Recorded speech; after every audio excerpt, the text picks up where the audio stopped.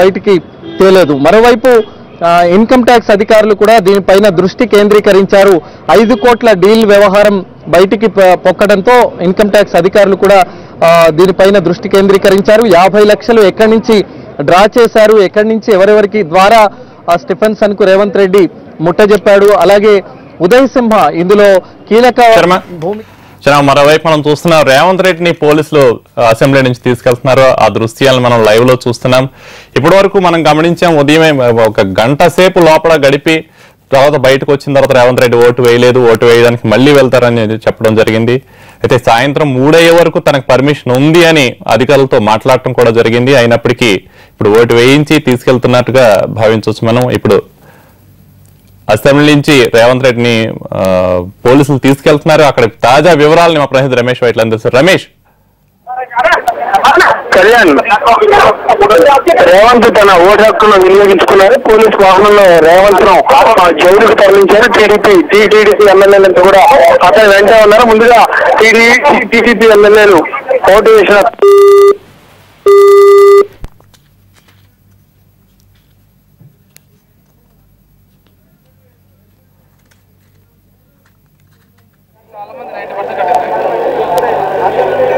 రమేష్ ఆలూరి చెప్పండి. ఓకే, మధ్యాహ్నం 3 అయ్యే వరకు కూడా రేవంత్ రెడ్డి అక్కడ ఉంటారని భావించినప్పటికీ, అక్కడ ఉండడానికి అధికారులతో మాట్లాడి ప్రయత్నించినప్పటికీ అది వీలు కాక కుదరనట్లే కనిపిస్తుంది. మొత్తం మీద ఇప్పుడే టీడీపీ ఎమ్మెల్యేలు కూడా మీడియా వైపు చూసి అభివాదం చేస్తున్నట్టు తెలిసింది. రేవంత్ రెడ్డిని తీసుకెళ్లిపోయారు. ఇప్పుడు తీసుకెళ్లడం కూడా మనం విజువల్స్ మనం లైవ్ లో చూసాం. అక్కడ తాజా పరిస్థితి రాఘవేంద్ర అంది. సార్ రాఘవేంద్ర, రేవంత్ రెడ్డి ఓటు హక్కు వేయించుకున్న తర్వాత పోలీసులు రేవంత్ రెడ్డిని జైలుకు తరలించారు. ఆ తర్వాత టీడీపీ ఎమ్మెల్యే అంతా రేవంత్ రెడ్డిని వెహికల్ లో కూర్చోబెట్టిన తర్వాత టీడీపీ ఎమ్మెల్యే అంతా కూడా ఆయనకు షేక్ హ్యాండ్ ఇచ్చారు, ధైర్యం చెప్పే ప్రయత్నం చేశారు. ఆ తర్వాత వారంతా కూడా మీడియా ముందుకు వచ్చి తామంతా కలిసికట్టుగా ఉన్నామన్న సంకేతాలు కూడా ఇచ్చే ప్రయత్నం చేశారు. మొత్తం మీద టీటీడీపీ మేకపోతు గాంభీర్యాన్ని ప్రదర్శిస్తుందని మనం భావించాల్సి ఉంటుంది. ఒకవైపు ఎమ్మెల్యే నేరుగా మరో ఎమ్మెల్యేను తొలవ పెడుతూ ఎమ్మెల్సీ ఎన్నికల్లో తమకు అనుకూలంగా ఓటు వేయాలంటూ డబ్బులు ఇస్తూ వీడియో ఫుటేజ్, ఆడియో ఫుటేజ్ ఉన్న నేపథ్యంలో టీటీడీపీ ఏ విధంగా ముందుకు వెళ్తున్నారని కూడా చూడాల్సి ఉంటుంది. అయితే ముందుగా కొంత సమయం ఇక్కడ ఉండి ఓటు హక్కు వినియోగించుకుని కొంతసేపు ఉన్న తర్వాత వెళ్దామని ముందుగా టీటీడీ భావించింది. అయితే ఏసీబీ అధికారులు పోలీసులు పదే ఓటు హక్కు వినియోగించుకోవాల్సిందిగా విజ్ఞప్తి చేసిన నేపథ్యంలో 10 నిమిషాల క్రితం రేవంత్ రెడ్డి ఓటు హక్కు వినియోగించుకున్నారు. ఓటు హక్కు వినియోగించిన తర్వాత నేరుగా పోలీసులు అతన్ని రేవంత్ రెడ్డిని వ్యాన్ లో ఎక్కించారు. ఆ తర్వాత నేరుగా జైలుకు తరలించిన దృశ్యాలు కూడా కొద్దిసేపు క్రితం చూసాం. అయితే టీటీడీపీ ఇప్పుడు ఏ విధంగా ముందుకు వెళ్తారన్నది కూడా ఆసక్తిగా మారింది. మరోవైపు టీఆర్ఎస్ సంబంధించిన ఎమ్మెల్యేలంతా కూడా దాదాపుగా ఓటు హక్కు వినియోగించుకున్నారు. బీజేపీ సభ్యులు కూడా వినియోగించుకున్నారు. కాంగ్రెస్ పార్టీకి సంబంధించిన ఎమ్మెల్యేలు ఇంకా ఓటు హక్కు వినియోగించుకోవాల్సింది. అదేవిధంగా టీఆర్ఎస్ కు మద్దతు పలికిన బీజేపీ ఎమ్మెల్యేలు కూడా ఓటు హక్కు, ఎంఐఎం ఎమ్మెల్యేలు కూడా ఓటు హక్కు వినియోగించుకోవాల్సింది. మరోవైపు వైసీపీకి సంబంధించిన ఎమ్మెల్యే కూడా ఇప్పటికే ఓటు హక్కు వినియోగించిన పరిస్థితి. అయితే మొత్తంగా ఎమ్మెల్యేలు కలిసినప్పుడు ఓటింగ్ వెళ్లే ముందు, ఆ తర్వాత వచ్చిన తర్వాత కూడా ప్రధానంగా రేవంత్ రెడ్డి అంశాన్ని ఎమ్మెల్యేలంతా కూడా మంత్రులంతా కూడా చర్చించుకున్న పరిస్థితి. Revanth Reddy assembly committee hall దగ్గర ఉన్నప్పుడే ఎవరినైతే రేవంత్ రెడ్డి ఫలో పెట్టే ప్రయత్నం చేశారు స్టీఫెన్సన్ కూడా అదే సమయంలో ఓటు హక్కు వినియోగించుకోవడానికి అసెంబ్లీ కమిటీ హాల్లోకి వెళ్ళాడు. స్టీఫెన్సన్ తో పాటు హైదరాబాద్ సంబంధించిన మంత్రులు తలసాని శ్రీనివాస్ యాదవ్, పద్మారావుతో పాటు మరి కొంతమంది ఎమ్మెల్యేలు కూడా ఉన్నారు. స్టీఫెన్సన్ అభినందించి వారంతా కూడా ఒక్కసారి వారంతా కూడా లోపలికి వెళ్లి స్టీఫెన్సన్ తో పాటు లోపలికి వెళ్లి ఓటు హక్కు వినియోగించుకున్న పరిస్థితి. మొత్తం మీద రేవంత్ రెడ్డి ఓటు హక్కు వినియోగించుకున్నారు. టీడీపీ ఎమ్మెల్యేలంతా కూడా ఇప్పుడు శాంతవ పక్ష కార్యాలయం చేరుకుని వారంతా కూడా మాట్లాడుకుంటున్నారు. రేవంత్ రెడ్డిని పోలీసులు నేరుగా జైలుకు తరలించారు. Thank you Raghavendra. మొత్తం మీద మనం చూస్తున్న ఉదయం నుంచి కూడా చాలా ఉత్కంఠ పరిణామాలు చాలా వేగంగా జరిగిపోతున్నాయి. రేవంత్ రెడ్డి ఓటు హక్కు కోసం, ఓటు వేయడానికి కోసం పర్మిషన్ తీసుకోవడం, ఇక్కడ తీసుకురావటం, అలాగే అక్కడ అసెంబ్లీ దగ్గర కూడా కాస్త విచిత్ర పరిణామాలు చోటు చేసుకున్నాయి. లోపలికి వెళ్ళడం దాదాపు 1 గంట సేపు లోపలే గడపడం జరిగింది. తర్వాత బయటకు వచ్చిన తర్వాత ఓటు హక్కు వినియోగించుకున్నారు. అధికారులు తీసుకెళ్తారు రేవంత్ రెడ్డిని అనుకున్నప్పటికీ మళ్ళీ అప్పటికే ఓటు హక్కు వినియోగించుకోలేదు. మధ్యాహ్నం 3 అయ్యే వరకు కూడా తనకు పర్మిషన్ ఉంది, అక్కడే ఉంటారని చెప్పి అధికారులతో రేవంత్ రెడ్డి మాట్లాడటం జరిగింది. అయినప్పటికీ ఓటు హక్కు వినియోగించుకునే రేవంత్ రెడ్డిని కోరడం, ఓటు హక్కు వినియోగించుకోవడం, రేవంత్ రెడ్డిని మళ్ళీ అధికారులు, ఏసీబీ అధికారులు, పోలీసులు కూడా తీసుకెళ్లిపోవడం కూడా జరిగింది. మనం మరోవైపు మధ్యాహ్నం తర్వాత విజువల్స్ ని మనం లైవ్ లో చూస్తున్నాం ఎన్టీవీలో. ఏసీబీ అధికారులు రేవంత్ రెడ్డిని తరలిస్తున్నారు. ఆ దృశ్యాలను మనం ఎన్టీవీలో చూస్తున్నాం. మధ్యాహ్నం తర్వాత రేవంత్ రెడ్డి బెయిల్ పిటిషన్ పై కూడా విచారణ జరగనుంది. దానికి సంబంధించిన వివరాలను కూడా లాయర్ కొద్దిసేపటి క్రితం మాట్లాడారు. ఆ వివరాలను కూడా మనం చూసాం. అయితే మొత్తం మీద ఇక టీడీపీ వ్యూహం, టీడీపీ ఎలాంటి వ్యూహం అనుసరిస్తుంది అనేది మనం వేచి చూడాలి.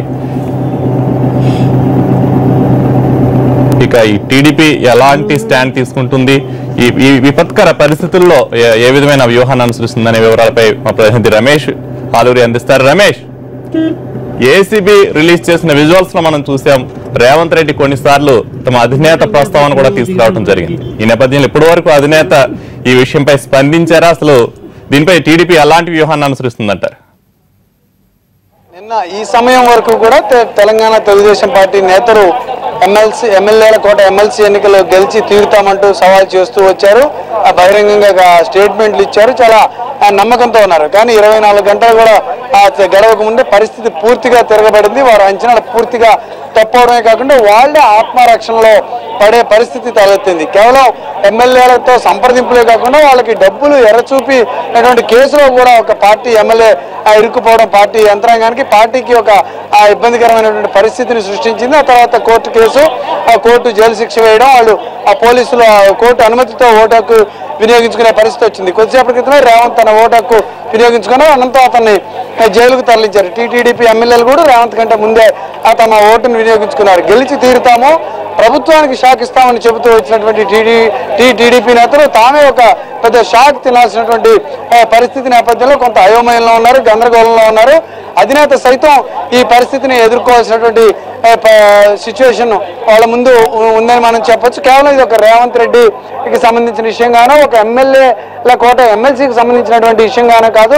మొత్తం తెలుగుదేశం పార్టీ యంత్రాంగం, తెలుగుదేశం పార్టీ అధినేత దీనికి సమాధానం ప్రజలకు, మీడియాకు, రాజకీయ పక్షాలకు సమాధానం చెప్పుకోవాల్సినటువంటి పరిస్థితి తలెత్తడం తెలుగుదేశం పార్టీకి, మొత్తం తెలుగుదేశం పార్టీకే ఇది ఒక పెద్ద ఇష్యూగా పరిగణించింది. దీన్ని ఎలా డీల్ చేయాలనే దానిపై వాళ్ళు చాలా మల్లగుల్లాలు పడుతూ ఉన్నారు. ఇబ్బంది పడుతున్నటువంటి పరిస్థితిని మనం చూస్తున్నాం. గెలిచి ప్రభుత్వానికి బుద్ధి చెబుతాం, ప్రభుత్వానికి షాక్ ఇస్తామని చెప్పిన నేతలు తామే ఒక షాక్ తిన్న పరిస్థితి రాజకీయ వర్గాల్లో సంచలనమైంది, పెను సంచలనమైందని కూడా మనం చెప్పొచ్చు. అయితే ఒక ఎమ్మెల్యేని ఇలాగా ఏసీబీ ట్రాప్ లో అరెస్ట్ చేయడంపై కూడా ఈ మధ్య కాలంలో ఒక ఇదే సందర్భాన్ని కూడా చెప్పవచ్చు. ఇది ఒక వేరే కేసుల్లో కాకుండా ఒక ఎమ్మెల్యేనే మరొక ఎమ్మెల్యే ప్రలోభ పెట్టే స్థాయిలో ఆ కేసు అనేసరికి రాజకీయం కూడా దీనికి తీవ్రమైనటువంటి ఇంట్రెస్ట్ క్రియేట్ అయింది.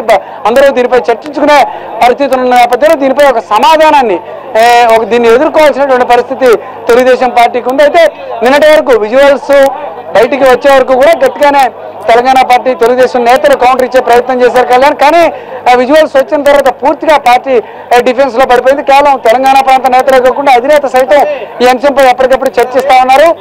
తదుపరి ఎలా దీనిపై రియాక్ట్ అవ్వాలి, కోర్టు ఒకరు బెయిల్ ఇస్తుందా ఇవ్వదా, ఒకరు ఇచ్చిన తర్వాత అయినా రాజకీయంగా ఎలా దీన్ని సాల్వ్ చేసుకోవాలి, ఎటువంటి సమాధానాన్ని ఇవ్వాలి, అన్ని పక్షాల నుంచి వచ్చే విమర్శలకు ఎటువంటి సమాధానం చెప్పాలి అనే దానిపై ప్రభుత్వం ఒక చర్చలు జరుపుతా ఉంది, పార్టీ చర్చలు జరుపుతా ఉంది. తెలుగుదేశం పార్టీ ఒకవైపు అధికారంలో ఉన్నటువంటి ఆంధ్రప్రదేశ్ రాష్ట్రంలో అధికారంలో ముఖ్యమంత్రి హోదాలో ఉన్నటువంటి చంద్రబాబు దీనికి సమాధానం చెప్పుకోవాల్సి రావడం పార్టీకి తీవ్ర ఇబ్బందికర పరిణామంగా మనం చెప్పొచ్చు కళ్యాణ్. అయితే రమేష్, ఈ బెయిల్ విషయం అటుంచితే మరో రాష్ట్రానికి ముఖ్యమంత్రిగా ఉన్న వ్యక్తిని ఈ కేసులో ఎంతవరకు ఇన్వాల్వ్ చేశారు, అంటే టెక్నికల్ గా ఇన్వాల్వ్ చేసే అవకాశం ఉందంటారు? అంటే విజువల్స్ లో అధినేత ప్రస్తావన రావడంతో టెక్నికల్ గా ఇన్వాల్వ్ చేసే అవకాశం ఉందంటారు?